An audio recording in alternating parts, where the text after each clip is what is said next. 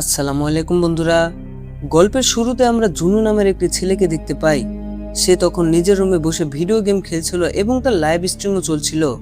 সবকিছু স্বাভাবিকই ছিল, কিন্তু তখনই অদ্ভুত কিছু ঘটতে শুরু করে। হঠাৎ তার চ্যাট বক্সে মানুষ বারবার একই কথা লিখতে থাকে, পালাও এবং সবাই বের হও। জুনুর প্রথমে মনে হয়েছিল এটি তার ভক্তদের কোনো প্র্যাঙ্ক, কিন্তু তখনই তার ফোনে একটি সরকারি ইমার্জেন্সি অ্যালার্ম আসে এবং ঠিক সেই মুহূর্তে বাইরে থেকে বিকট বিস্ফোরণের শব্দ ভেসে আসে। এরপর বাইরে চিৎকার এবং হাহাকার শুরু হয়ে যায়। বিভ্রান্ত হয়ে জুনু বারান্দায় যায় এবং বাইরে উকি দিতেই তার হুঁশ উড়ে যায়। পুরো এলাকা হুলুস্থুলুস ও বিশৃঙ্খলায় ডুবেছিল। মানুষ প্রাণ বাঁচাতে এদিক ওদিক ছুটছে, কিছু মানুষ বিল্ডিং থেকে লাফিয়ে পড়ছে এবং কেউ কেউ আতঙ্কিত স্বরে চিৎকার করছে। একটি ফায়ার ট্রাক রাস্তার উপর নিয়ন্ত্রণ হারিয়ে ধাক্কা খায় এবং তখনই জুনুর নজর পড়ে এক ব্যক্তির উপর। একজন মানুষ অন্য মানুষকে বন্য পশুর মতো কামড়াচ্ছে। জুনি বুঝতে পারছিল না আসলে কি ঘটছে। তখনই তার রুমের দরজাকে সজোরে ধাক্কা দিতে শুরু করে। সে ধীরে উকি দিয়ে দেখে যে বাইরে সবকিছু শান্ত ও স্বাভাবিক মনে হচ্ছে। কিছুটা সাহস সঞ্চয় করে সে দরজা খোলে এবং তখনই এক লোক দ্রুত ভেতরে ঢুকে পড়ে। এই লোকটি ছিল তার প্রতিবেশী, যার নাম সাংচল, যার সাথে তার খুব একটা ভালো সম্পর্ক ছিল না।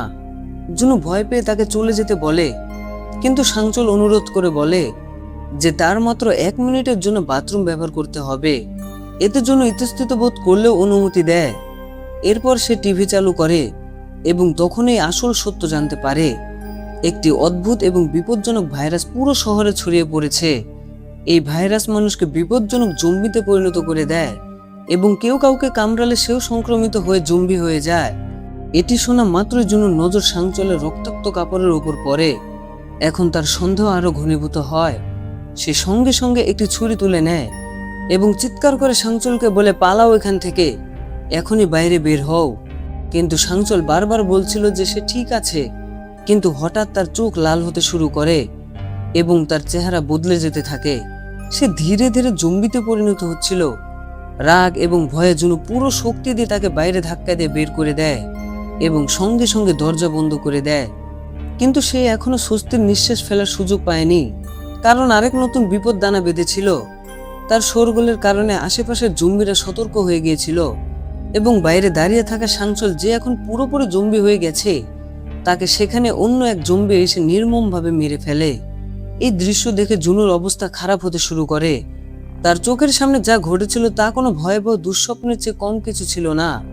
আতঙ্কে সে সবার আগে তার ফ্রিজ টেনে দরজার সামনে লাগিয়ে দেয়, যাতে বাইরে থেকে কোনো জম্বি ভিতরে ঢুকতে না পারে। এরপর সে ঘাবড়ে গিয়ে তার বাবা মাকে কল করতে শুরু করে, শুধুমাত্র এটা জানার জন্য যে তারা এখনো নিরাপদ আছে কিনা। কিন্তু কোনো নম্বর থেকে সাড়া পাওয়া যায়নি। জুনুর স্পন্দন দ্রুত হতে থাকে, কিন্তু কিছুক্ষণ পর তার মায়ের একটি ছোট্ট মেসেজ আসে। মেসেজে তার মা বলেন যে আমরা এখন নিরাপদ, তুমি ঘর থেকে বেরোবে না এবং উদ্ধারকারী দলের জন্য অপেক্ষা করো। এরপরে জুনু কিছুটা স্বস্তি পেলেও ভয় তখনও কাটেনি।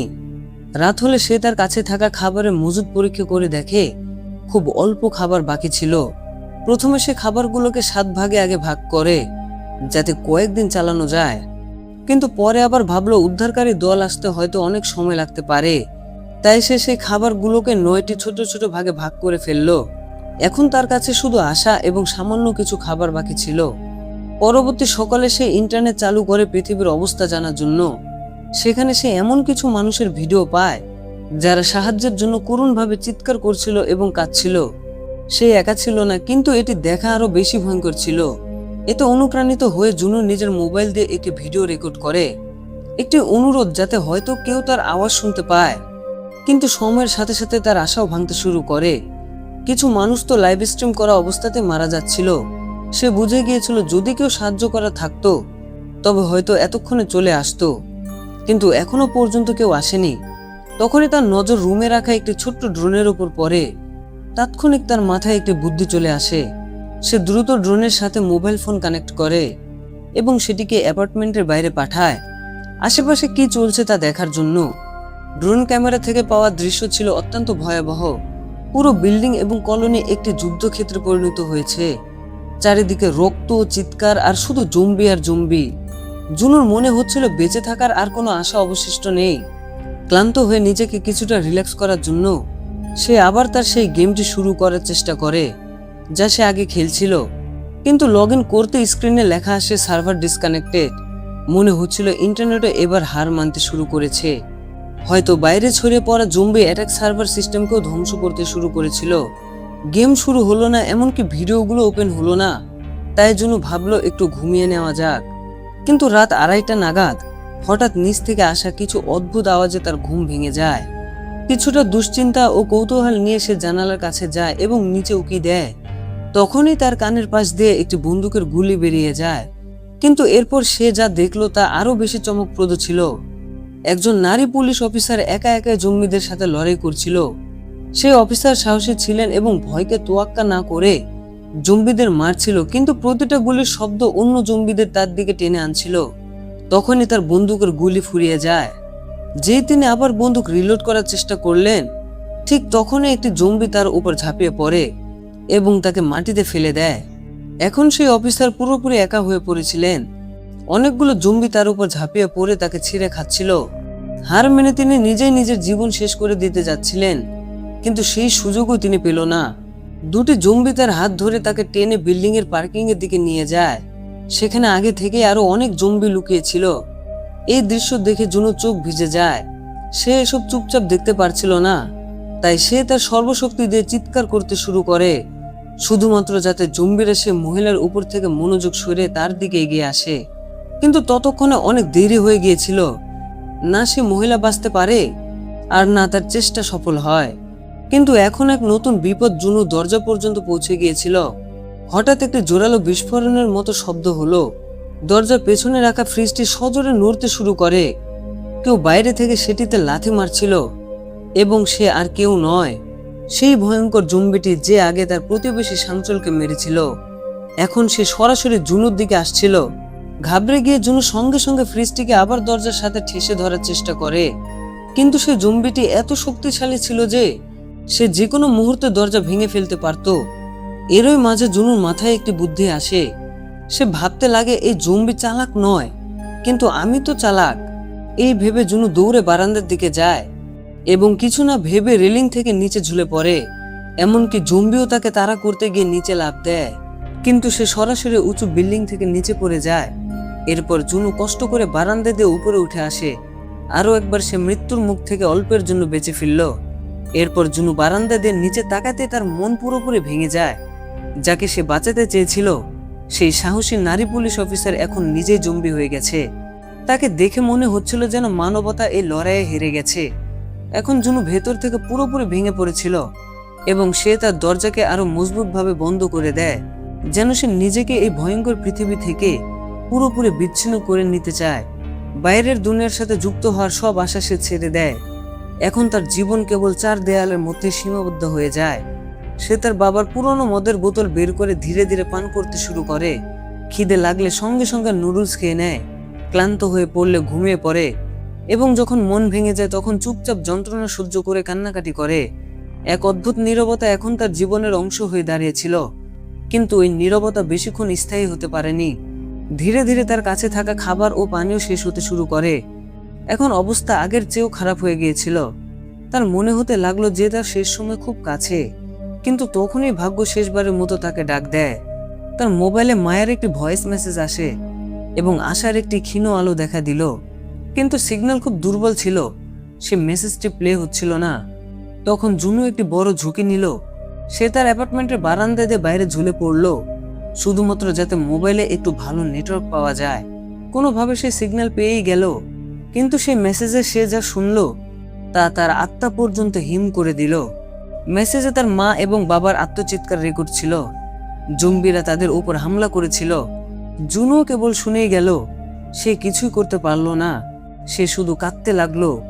এখন তার জীবনের আপন বলতে আর কেউ অবশিষ্ট রইল না।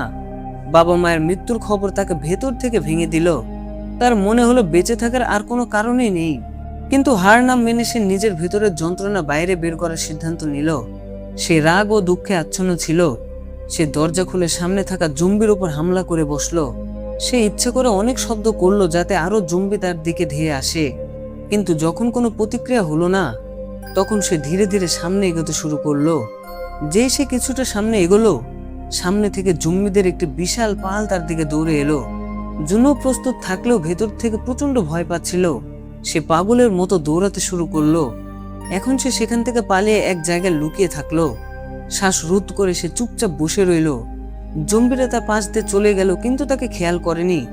সুযোগ পেতে সে তার রুমের দিকে দৌড় দিল, কিন্তু তখনই সে পেছনে পায়ের শব্দ শুনতে পেল। পেছন ফিরে দেখে একটি জম্বি তাকে অনুসরণ করছে। তবে ভাগ্য ভালো যে জম্বিটি অন্ধ ছিল, সে জুনুকে দেখতে পায়নি। জুনু দ্রুত তার রুমের দরজা খুলল এবং নিজেকে বন্ধ করে নিল, কিন্তু তার সামান্য শব্দ জম্বিদের টেনে আনছিল। অবাক করার বিষয় ছিল যে কিছু জম্বির ভেতরে এখনো মানুষ হওয়ার হালকা স্মৃতি অবশিষ্ট ছিল।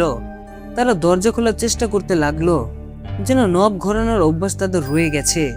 কিন্তু কিছুক্ষণ চেষ্টা করার পর তারা ক্লান্ত হয়ে সেখান থেকে চলে যায়। সেই রাতে জুনু মেনে নিয়েছিল যে তার সফর এখানেই শেষ। বাবা মায়ের মৃত্যু, একাকিত্ব, ক্ষুধা আর ভয় সবকিছু মিলে তাকে ভেতর থেকে শূন্য করে দিয়েছিল। সে নিজের কাছে হেরে গিয়েছিল। আর যখন ভেতরে সব আশা নিভে গেল, তখন সে মোবাইল ক্যামেরার সামনে একটি শেষ ভিডিও রেকর্ড করলো। সেখানে সে পৃথিবীকে এবং নিজেকে বিদায় জানাতে লাগলো। কিন্তু যেই সে নিজের জীবন শেষ করার চেষ্টা করলো, ঠিক সেই মুহূর্তে একটি উজ্জ্বল লাল আলো তার চোখের উপর পড়ল। এই আলোটি সামনের বিল্ডিং থেকে আসছিল। জুনুও থেমে গেল। এরপর তার নজর পাশের একটি বিল্ডিং এর দিকে গেল এবং তখনই সে সেখানে এক মেয়েকে দেখতে পেল। তরুণী এবং জীবিত মেয়েটি জুনুর দিকে তাকিয়ে বলল, ইডিয়েট। কিন্তু এই কথাগুলো জুনুর কাছে কোনো উপহারের চেয়ে কম কিছু মনে হয়নি। এত ধ্বংস আর নীরবতার মাঝে কোনো জীবিত মানুষের দেখা পাওয়া তাকে আবার জীবনের দিকে টেনে আনলো। সে হাসি মুখে হাত নাড়ল। কিছুক্ষণ পর সে মেয়েটি হাতের ইশারায় জানালো যে সকাল 7টায় সে তার সাথে কথা বলবে। এরপর দুজনেই আবার যার যার রুমে ফিরে গেল। সেই মেয়েটির নাম ছিল কিম ইউবেন। সেও জুনুর মতো বেঁচে ছিল, কিন্তু তার মধ্যে একটি বিশেষ বিষয় ছিল। এই বিপজ্জনক পরিস্থিতিতে সে অত্যন্ত বুদ্ধিমত্তা, সাহসী এবং নিজের বয়সের তুলনায় অনেক বেশি চাতুরের সাথে পরিস্থিতি সামাল দিচ্ছিল। কিম নিজের রুমকে চমৎকারভাবে সুরক্ষিত করে রেখেছিল। ভেতরে খাবার ও পানীয় মজুদ ছিল এবং সে সবকিছু সীমিত পরিমাণে ব্যবহার করত। সে তার রুমে নানা ধরনের ফাঁদ পেতে রেখেছিল, যাতে কোনো জম্বি ভেতরে ঢুকলেও জীবিত বের হতে না পারে। পরবর্তী সকালে যখন দুজনে হাতের ইশারায় একে অপরকে নাম জানালো, তখন জুনু অত্যন্ত খুশি ছিল। কিন্তু একই সময় সে প্রচন্ড ক্ষুধায় ছটফট করছিল। পেটে প্রচন্ড ব্যথা শুরু হয়েছিল। কিম তার অবস্থা দেখে সিদ্ধান্ত নিল যে তাকে খাবার পাঠানো উচিত। কিম একটি পরিকল্পনা করলো। সে একটি বেসবলের সাথে রশি বাঁধলো এবং সেটি সামনের বিল্ডিং এর দিকে ছুঁড়ে দেওয়ার চেষ্টা করলো, যাতে দুই রুমকে একভাবে যুক্ত করা যায়। কিন্তু দূরত্বের আন্দাজ একটু ভুল হয়ে গেল। ভাগ্যক্রমে জুনু বুঝে ফেললো কিম কি করতে চাইছে। সে দ্রুত তার ড্রোন বের করলো, রশি তাতে বাঁধলো এবং সেটি উড়ে সরাসরি কিম পর্যন্ত পৌঁছে দিল। কিছুক্ষণ পরে কিম রশিতে বাঁধা ফুড প্যাকেট তার দিকে পাঠিয়ে দিল। জুনুর মুখে প্রথমবারের মতো হাসি ফুটলো। অনেকদিন পর সে ঠিকমতো খাবার খেলো, কিন্তু এই স্বস্তি বেশিক্ষণ স্থায়ী হলো না। হঠাৎ এক ফায়ার ফাইটার জম্বি, যার ভিতরে এখনো মানুষের মতো চিন্তা করার ক্ষমতা ছিল, সে রশি এবং বেসবলের উপর তার নজর পড়ে। সে জম্বিটি রশি ধরে ধীরে ধীরে উপরে উঠতে শুরু করলো। জুনু দ্রুত কিমকে সতর্ক করলো, এমনকি কিম রশিটি খোলার চেষ্টা করলো, কিন্তু তখনই জম্বিটি জোরে রশি ধরে টান দিল এবং একটি টেবিল কিমের সাথে ধাক্কা খেলো। সে জ্ঞান হারিয়ে মাটিতে পড়ে গেল। ধীরে ধীরে পরিস্থিতি আরো বিপজ্জনক হচ্ছিল। সে জম্বিটি সরাসরি কিমের রুমের দিকে এগিয়ে যাচ্ছিল। জুনু পাশে রাখা একটি বোতল তুলে জম্বির দিকে ছুঁড়ে মারলো, যাতে তার মনোযোগ ঘোরানো যায়, কিন্তু তাতে কোনো লাভ হলো না। জম্বি থামলো না, বরং অনবরত উপরে উঠতে থাকলো। কিমের রুমের দিকে তার এগিয়ে যাওয়ার প্রতিটি ধাপের শব্দ জুনুর ভয়কে আরো গভীর করছিল। শেষ চেষ্টা হিসেবে জুনু আবার তার ড্রোন উড়ালো। এবার সে সরাসরি জম্বির চেহারার সামনে গিয়ে তাকে বিরক্ত করতে ও তার মনোযোগ ঘোরাতে লাগলো। এই কৌশল কিছুক্ষণ কাজও করলো, কিন্তু জম্বিটি রাগে ড্রোনের উপর এক জোরালো আঘাত করে এবং সেই ড্রোনটির নিচে পড়ে চুরমার হয়ে যায়। এরপর যেই জম্বিটি কিমের রুমে ঢুকতে যাবে, ভাগ্যক্রমে কিমের জ্ঞান ফিরে আসে। সে দ্রুত এসে জম্বির হাত কেটে দেয়, যার ফলে জম্বিটি নিচে পড়ে মারা যায় এবং সেই সন্ধ্যাবেলায় প্রবল বৃষ্টি শুরু হয়। দুজনে এই সুযোগ কাজে লাগালো। তারা থালা বাসন বাটি বাইরে রেখে দিল, যাতে পানি জমা করা যায়। অনেকদিন পর তারা প্রথমবার পানির আশা দেখতে পেল। এরপর কিম বাইনোকুলার তুলে নিয়ে একটি মজার বিষয় লক্ষ্য করলো। পাশের বিল্ডিং এর আটতলায় কোনো জম্বি ছিল না। হয়তো সেখানে অদ্ভুত কিছু ছিল, অথবা হয়তো এটি তাদের জন্য একটি সুবর্ণ সুযোগ হতে পারত। সময় দ্রুত পার হচ্ছিল। তাদের কাছে যে সামান্য খাবার বাকি ছিল তাও শেষ হয়ে এসেছিল। এখন অবস্থা এমন দাঁড়িয়েছে যে যদি বেঁচে থাকতে হয় তবে রুম থেকে বের হয়ে খাবারের ব্যবস্থা করতেই হবে। ভয়ে নিজের জায়গা থাকলেও ক্ষুধা এখন প্রাণঘাতী হয়ে উঠেছিল। সেই রাতের জন্য সিদ্ধান্ত নিল যে সে নিজে গিয়ে খাবারের ব্যবস্থা করবে। সে তার পায়ে তোয়ালে জড়িয়ে নিল যাতে হাঁটার সময় কোনো আওয়াজ না হয়। এরপর হাতে বেসবল ব্যাট নিল এবং ধীরে ধীরে দরজা খুলল। বাইরের বারান্দায় সবকিছু শান্ত ও ভয়ঙ্কর ছিল। হাঁটতে হাঁটতে তার নজর এক লাশের উপর পড়ল। লাশের পাশে কিছু চাবি পড়েছিল। জুনু সে চাবিগুলো তুলে নিল এবং পাশের একটি রুমের দরজা খুলল। যেই সে ভেতরে গেল, দেখলো এক ব্যক্তি মেঝেতে পড়ে আছে। সে সাবধানে একটি জুতো তুলে তার দিকে ছুঁড়ে মারল। কোনো নড়াচড়া হলো না। মনে হলো সে মারা গেছে। স্বস্তির নিঃশ্বাস ফেলে জুনু পুরো ঘর তল্লাশি শুরু করে। ফ্রিজ খুলতে পচা জিনিসের গন্ধে তার বমি আসার উপক্রম হলো। কিন্তু ভাগ্য ভালো যে ভেতরে কিছু টিনজাত খাবার ও ড্রিঙ্কস তখনও নিরাপদ ছিল। সে দ্রুত সেগুলো সংগ্রহ করলো এবং ফিরে যাওয়ার প্রস্তুতি নিল। যাওয়ার সময় সে আরো কিছু খাবারের প্যাকেট ও দুটি ওয়াকি-টকি পেয়ে গেল। কিন্তু এখানে তার একটু ভুল হয়ে যায়। অজান্তে সে সেখানে পড়ে থাকা লাশটিকে ভালোভাবে দেখার চেষ্টা করে এবং তখনই পেছন থেকে এক জম্বি তার উপর ঝাঁপিয়ে পড়ে। জুনু ক্ষিপ্রতার সাথে সে পড়ে থাকা লাশটিকে ঢাল হিসেবে ব্যবহার করে জম্বির আঘাত ঠেকিয়ে দেয় এবং পেছন ফিরে না তাকিয়ে সে দৌড় দিল। দৌড়ে নিজের রুমে গিয়ে সজোরে দরজা বন্ধ করে দিল। সে রাতে জুনু অনেকদিন পর পেট ভরে শান্তিতে খাবার খেলো। তারপর সে একটি বক্সে অর্ধেক খাবার ও একটি ওয়াকি-টকি রাখে এবং সেটিকে রশির সাহায্যে কিমের বিল্ডিং পর্যন্ত পৌঁছে দেয়। পরবর্তী সকালে ওয়াকি-টকিতে কিমের মিষ্টি কণ্ঠ শোনা গেল। কিম তাকে ধন্যবাদ জানালো। জুনুর জন্য এটি ছিল একটি আবেগঘন মুহূর্ত। এতদিন পর কোনো মানুষের কণ্ঠ শোনা মানে আবার আশা ফিরে পাওয়া। এখন দুজনে প্রতিদিন ওয়াকি-টকিতে কথা বলতে লাগলো। তাদের এই বন্ধুত্ব ধ্বংস হয়ে যাওয়া পৃথিবীতে এক নতুন আলো হয়ে ওঠে। কথার মাঝে তারা হাসতো, আবার ভয়ও পেত, কিন্তু একে অপরের সঙ্গই তাদের শক্তিশালী করে রেখেছিল। এরই মধ্যে এক সন্ধ্যে যখন তারা আরাম করে কথা বলছিল, তখনই তারা এক অদ্ভুত শব্দ শুনতে পেল, যেন বাইরে বৃষ্টি পড়ছে। জুনু পানির আশায় জানালার দিকে দৌড়ে গেল, কিন্তু যেই সে জানালা খুলল, তার মুখের রং উড়ে গেল। সেটি কোনো বৃষ্টি ছিল না, সেটি ছিল জম্বিদের দৌড়ানোর পায়ের শব্দ। জানি না কেন, কিন্তু এবার সব জম্বি একসাথে পাগল হয়ে বিল্ডিং এর দিকে দৌড়ে আসছিল। জুনু এবং কিম দুজনের সঙ্গে সঙ্গে মাটিতে শুয়ে পড়ে। এখন সামান্য আওয়াজও তাদের মৃত্যু ডেকে আনতে পারে। কিম তার কাছে থাকা কুড়াল তুলে নিল, কিন্তু ভুলবশত তার হাত একটি সেলফের ধাক্কা খেল এবং সেটি সজোরে নিচে পড়ে গেল। শব্দ শুনে জম্বিদের নজর সেদিকে চলে যায়। তারা ধীরে ধীরে তার রুমের দিকে এগোতে লাগলো। কিম প্রচন্ড ভয় পেয়ে গেল। দরজার ঠিক বাইরে পায়ের শব্দ শোনা যাচ্ছিল। তখনই জুনু দ্রুত ওয়াকি-টকিতে কিমকে তার রুম নম্বর জিজ্ঞেস করলো। যেই জম্বিরা তার দরজায় পৌঁছালো, ঠিক সেই সময় পাশের রুমে একটি ফোনের রিংটোন বেজে উঠল। জম্বিরা সঙ্গে সঙ্গে সেই দিকে ঘুরে গেল এবং বিভ্রান্ত হয়ে পড়ল। জুনু অত্যন্ত চতুরতার সাথে কিমের প্রতিবেশীর ফোন নম্বরে কল করেছিল, যাতে জম্বিদের মনোযোগ অন্যদিকে সরানো যায়। তার উপস্থিত বুদ্ধি ও দ্রুত চিন্তা কিমের জীবন বাঁচিয়ে দিল। কিন্তু এখন পরিস্থিতি পুরোপুরি নিয়ন্ত্রণের বাইরে চলে গিয়েছিল। যে ফ্লোরে জুনু আর কিম থাকছিল, সেখানে জম্বিদের পুরোপুরি দখল হয়ে গিয়েছিল। তার উপর তাদের খাবারও শেষ পর্যায়ে ছিল। সেখানে থাকা মানে নিশ্চিত মৃত্যুকে আলিঙ্গন করা। দুজনে মিলে একটি পরিকল্পনা করলো। তারা এবার পাশের সেই বিল্ডিং এ শিফট হবে, যা কিম আগে থেকেই দেখেছিল। কিম একটি রশি নিয়ে এক জায়গায় মজবুত করে বাঁধলো এবং সেটি নিচে ফেলে দিল। জুনু বলল সে আগে যাবে, কিন্তু কিম তার কথা শুনলই না। কোনো দ্বিধা ছাড়াই সে সরাসরি নিজের রুম থেকে নিচে লাফিয়ে পড়ল। নিচে পৌঁছানো মাত্রই চারপাশ থেকে জম্বিরা তার উপর ঝাঁপিয়ে পড়ল, কিন্তু কিম প্রস্তুত ছিল। সে দ্রুত তার ক্লাইম্বিং পিক বের করলো এবং জম্বিদের ভিড়ের সামনে এগোতে লাগলো। উপর থেকে এসব দেখে জুনু অবাক হয়ে গেল, কিন্তু পরের মুহূর্তে একটি জম্বি কিমকে পেছন থেকে আক্রমণ করলো এবং সে মাটিতে পড়ে গেল। ঠিক সেই সময় জুনু উপর থেকে নিচে লাফ দিল এবং জম্বিদের উপর হামলা করলো। সে কিমকে ধরে টেনে তুললো এবং দুজনে দৌড়ে সে বিল্ডিং এর ভেতরে ঢুকে পড়লো। এরপর দুজনে মিলে কাচের দরজা বন্ধ করে দিল। জম্বিদের পাল ঠিক তাদের পেছনে ছিল এবং কাচের দরজা ভাঙার উপক্রম হয়েছিল। এবার দুজনে দ্রুত লিফটের ভেতর ঢুকে পড়লো। কপাল ভালো ছিল যে লিফট তখনও কাজ করছিল। লিফট সরাসরি তাদের 8 তলায় নিয়ে গেল। যেটিকে তারা আগে থেকে নিরাপদ ভেবেছিল সেখানে খুব বেশি বিপদ ছিল না। ফ্লোরে পৌঁছাতে তারা একে একে সব রুমের দরজা পরীক্ষা করতে শুরু করলো যাতে কোনো নিরাপদ জায়গা পাওয়া যায়। কিন্তু তখনই বারান্দায় তারা এক জম্বিকে দেখতে পেল। জুনু ভাবলো এটি হয়তো একা, সহজে একে সামলানো যাবে।